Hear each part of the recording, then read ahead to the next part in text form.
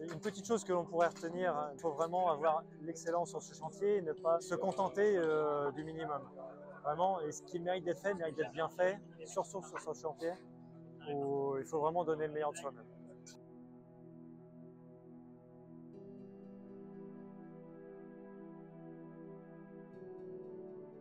Vous avez divers ornements sur cette flèche, principalement ce que vous pouvez voir du premier coup d'œil, vous avez des crochets gothiques. Donc vous avez vraiment la flèche et pour casser un petit peu cette ligne, vous avez des petits crochets sur les côtés qui font à peu près 60 cm de large par la même chose de hauteur. Puis ensuite vous avez un peu de bestiaire, c'est-à-dire vous avez alors ce que l'on appelle des grands-ducs, qui ressemblent plutôt à des aigles qui se trouvent de part et d'autre des 8 faces de Notre-Dame. Vous avez également ce que Viollet-le-Duc appelait des griffons, mais c'est plutôt des vouivres, qui se trouvent un peu en dessous au niveau du deuxième étage de la flèche. Et là, pour le coup, ce sont des bêtes à 2 pattes, avec des ailes et une queue de serpent.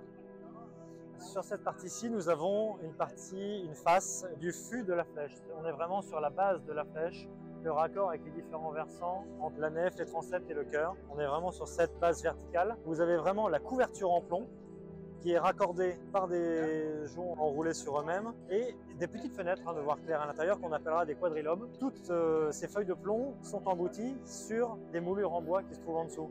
En fait, c'est vraiment le miroir exact de ce que l'on peut trouver dans la charpente. C'est-à-dire qu'ici, vous avez vraiment un grand panneau de bois qui est un peu agrémenté de ces losanges et cette partie ici qui est plus ornée, qui fait vraiment un ornement central. Chaque élément est agrafé et recouvert sur l'autre. Le travail du plomb ne s'apprend pas à l'école.